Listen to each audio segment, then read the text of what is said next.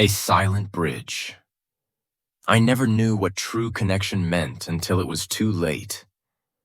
I lived alone with my grandfather since I was 5. My parents disappeared in a storm at sea. I have no photographs of them, just fading memories that grow dimmer each year. My grandfather never spoke about the accident. When I asked, he would simply say, "They're gone now. No use in looking back." Eventually, I stopped asking. Our home was a weathered cottage on the edge of a small coastal village. The constant sound of waves against the shore became the soundtrack of my solitude. Not many people visited us there.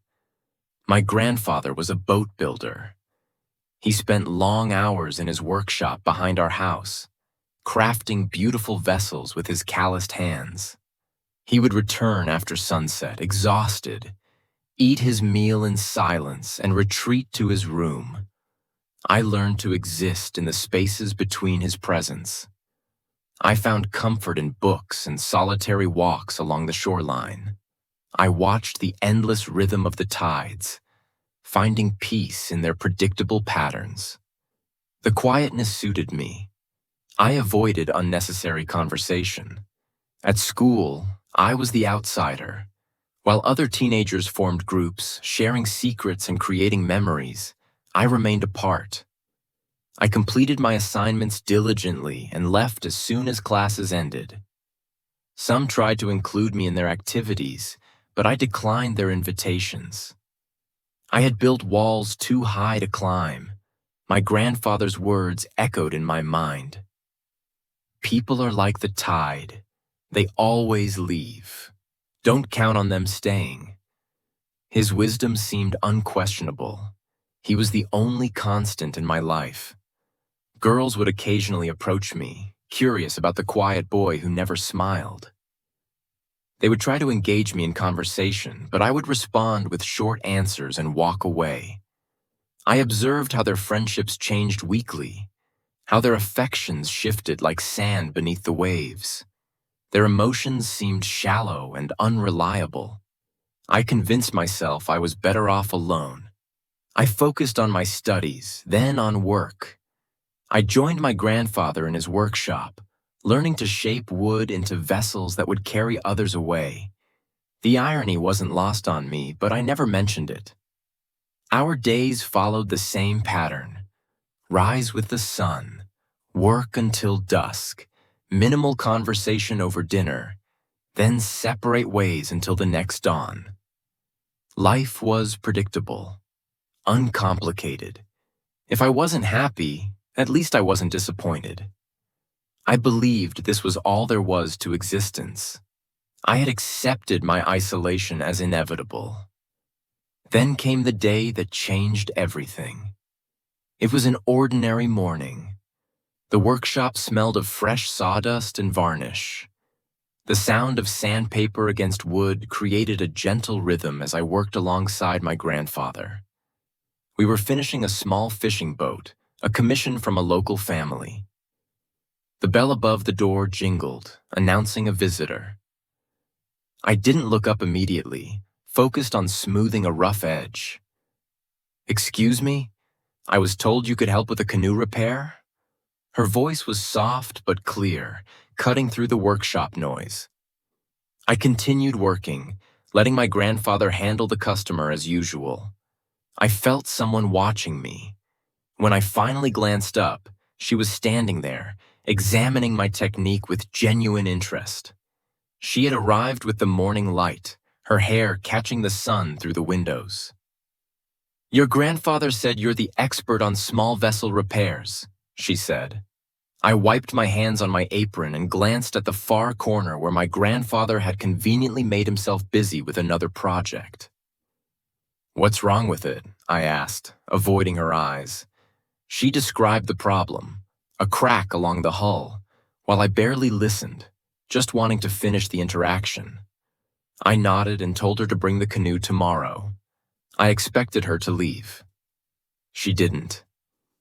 "Do you mind if I watch for a while?" she asked. "I've always been fascinated by woodworking." I shrugged. uncomfortable with the attention but unwilling to be rude. She sat on a stool in the corner, observing silently as I returned to my work. The next day, she arrived with the damaged canoe. I began the repair while she watched.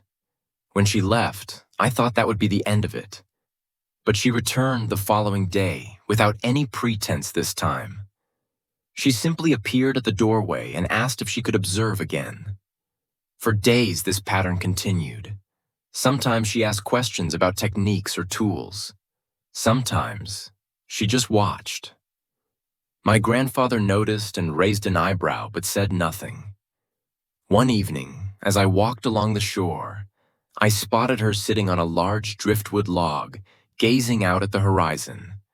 I considered turning back, but something pulled me forward.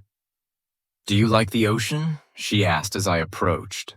The question caught me off guard. No one had ever asked about my preferences before.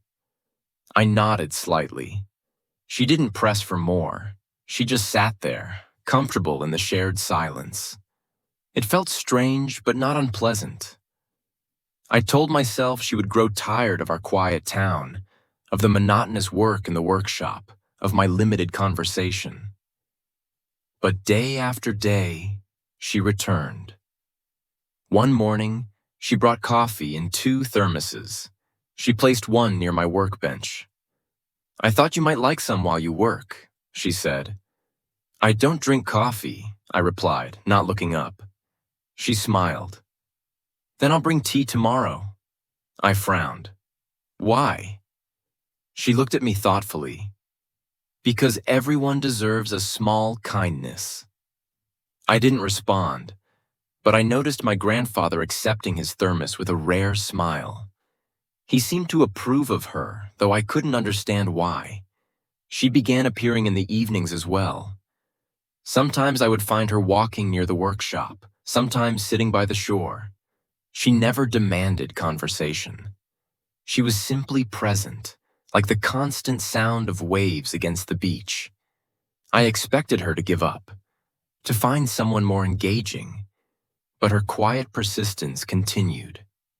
One evening, I found her at her usual spot on the driftwood log. The setting sun painted the water in shades of amber and gold. "Why do you keep coming here?" I finally asked. She looked at me with those clear eyes. "Because I want to." "That doesn't make sense. You don't even know me."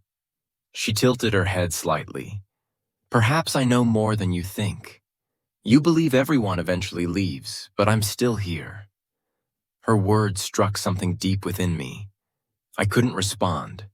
Instead, I sat beside her, watching darkness settle over the water. The next day, she brought tea as promised. I stared at the steaming cup for a long moment before accepting it.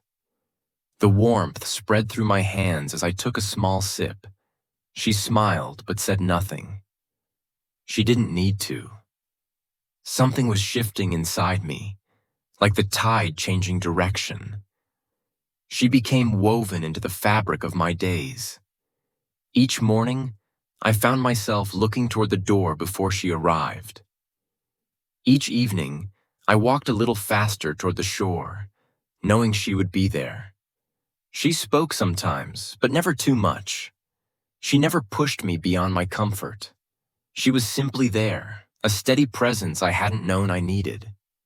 One day, she arrived later than usual. I found myself checking the door repeatedly, a strange heaviness growing in my chest as the hours passed without her appearance. I told myself it didn't matter. I worked harder, trying to focus only on the wood beneath my hands. But when she finally appeared in the late afternoon, I felt an unmistakable relief. "Sorry," she said quietly. "I had something to take care of." I nodded, pretending to be absorbed in my work, though my hands weren't as steady as usual. Before leaving, she placed a small package on the corner of my workbench. "For you," she said. "Open it later." That night, sitting on the edge of my bed, I carefully unwrapped the package. Inside was a compass. small and beautifully crafted with a bronze case and a clear face. I held it in my palm, feeling its weight, wondering about its meaning, but somehow understanding it all the same. The next day, everything seemed normal. She didn't mention the gift, and I didn't know how to thank her. Instead, we fell back into our comfortable routine, though something had undeniably changed. One evening by the shore, she asked, "Have you ever wanted to see what's beyond the horizon?" I looked at her, confused. "This is my home." She smiled softly. "Home isn't always a place." Her words stayed with me, echoing in my mind as I tried to sleep that night. Days turned into weeks. I no longer tried to maintain my distance. When she spoke, I listened intently. When she brought tea, I accepted gratefully. When she sat by the shore, I joined her without hesitation. Then one evening, my grandfather said something that caught me off guard. "She sees in you what you've never seen in yourself." I looked at him, surprised by both his words and the rare personal observation. "She's just being friendly," I argued. He shook his head. "No, it's much more than that." I didn't want to consider what he meant, but his words followed me like a shadow. That evening, as we sat in our usual spot watching the waves, I unconsciously reached into my pocket and touched the compass she had given me. She noticed and smiled. "You kept it." I nodded. "Yes." The fading light cast long shadows across the sand. In that moment, I gathered my courage and asked the question that had been haunting me. "Why do you stay?" She didn't seem surprised by the question. She simply looked at me with those clear, honest eyes and said, "Because I want to be where you are, Dad." For the first time in my life, I believed someone might actually stay. Each day she continued to appear at the workshop. Each evening we sat by the shore. And each time I felt something growing stronger within me, something I had never allowed myself to feel before. I began noticing small details, how she tucked her hair behind her ear when concentrating, how her eyes crinkled slightly when she smiled, how she always skipped the third step on the workshop stairs because it creaked. These observations filled my thoughts, persistent and impossible to ignore. One stormy afternoon, the workshop remained empty of customers. My grandfather had left early, claiming his old bones could sense the coming rain. I stayed behind, organizing tools and materials. Then she appeared at the door, raindrops clinging to her hair and jacket. "You're soaked," I said, immediately searching for a clean towel. She laughed softly. "It's just water. It won't hurt me." I handed her the towel anyway, watching as she dried her face and hair. She settled onto her usual stool, listening to the rain drumming against the roof. After a comfortable silence, she asked, "Do you ever feel lonely?" The question caught me off guard. I had never considered it before. Alone was all I had ever been. "No," I said finally. "I don't need people." She looked at me thoughtfully. "Yet you let me stay." I opened my mouth to respond but found no words. She was right. I had never asked her to leave. I had never wanted her to. The rain continued falling, creating a melody on the roof. The workshop felt unusually warm despite the storm outside. Days passed, and I found myself changing in ways I hadn't thought possible. I began to anticipate her questions. I started conversations. I even laughed at something she said, a sound so foreign to my own ears that it surprised us both. Then came an evening when she seemed different, quieter, more distant. As we sat by the shore, I asked, "What's wrong?" She sighed. Just thinking. I waited, giving her the same patient silence she had always given me. Finally, she turned to face me. If I had to leave someday, would you miss me? The question hit me like a physical blow. My chest tightened. I wanted to answer, to tell her what I was only beginning to understand myself, but the words caught in my throat. She smiled, but it didn't reach her eyes. It's okay. I think I know the answer. That night, I couldn't sleep. Her question echoed in my mind, demanding an answer I was afraid to give. For the first time, I faced the truth I had been avoiding. I cared for her. Deeply. The thought of her leaving created a pain I had never experienced before. Morning came, but she didn't. I told myself she was just delayed. She would appear later, with her quiet smile and gentle presence. But hours passed, and the workshop door remained closed. The day felt endless. Every sound made me look up, expecting to see her. Every passing moment increased the weight in my chest. She didn't come the next day either, or the day after. The workshop felt empty without her. The shore seemed desolate. Everything that had once been comfortable in my solitude now felt hollow.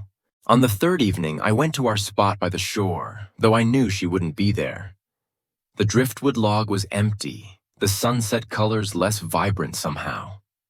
As I turned to leave, I noticed something tucked into a crevice in the log, a folded piece of paper protected from the elements. With trembling hands, I opened it. I had to go home, but remember the compass. It always points to what matters most. And I was right, wasn't I? You will miss me. I read the note again and again, her words blurring as unexpected tears filled my eyes. That night, I sat alone in my room, holding the compass she had given me. I watched the needle settle, pointing steadily north, unwavering in its purpose. She was right. I did miss her. I missed her more than I thought possible. I missed her quiet presence, her gentle smile, the way she made even silence feel complete. For years, I had built walls around my heart, believing they would protect me from pain. I had convinced myself that connections were dangerous, that caring for someone meant eventual suffering. But as I held the compass in my palm, I understood what she had been trying to show me all along. Some things are worth the risk. Some people are worth opening up for. The compass needle pointed north, steady and true, and suddenly I knew what I had to do. The next morning, I spoke more words to my grandfather than I had in years. I told him everything, about her, about my feelings, about the emptiness I felt now that she was gone. He listened quietly, then placed a weathered hand on my shoulder. Then what are you waiting for? With the compass in my pocket and directions from her note in hand, I set out to find her. The journey took me further from home than I had ever been, across towns and through unfamiliar landscapes. When I finally found her, she was sitting by a different shore, looking out at a different horizon. But when she turned and saw me standing there, her smile was exactly as I remembered. "You came," she said simply. I nodded, unable to find words adequate for the moment. "How did you find me?" she asked. I pulled out the compass, holding it between us. "It pointed me to what matters most." She stood and took a step toward me. "And what is that?" "You," I said, finally speaking the truth my heart had known for longer than my mind had been willing to admit. "It's always been you." As the sun set on this new shore, I realized that my grandfather had been wrong. Not everyone leaves. Some people stay, and some are worth searching for when they can't. My heart was no longer closed. It had opened, slowly and cautiously, but completely. And I knew, with a certainty that surprised me, that I would never want to close it again.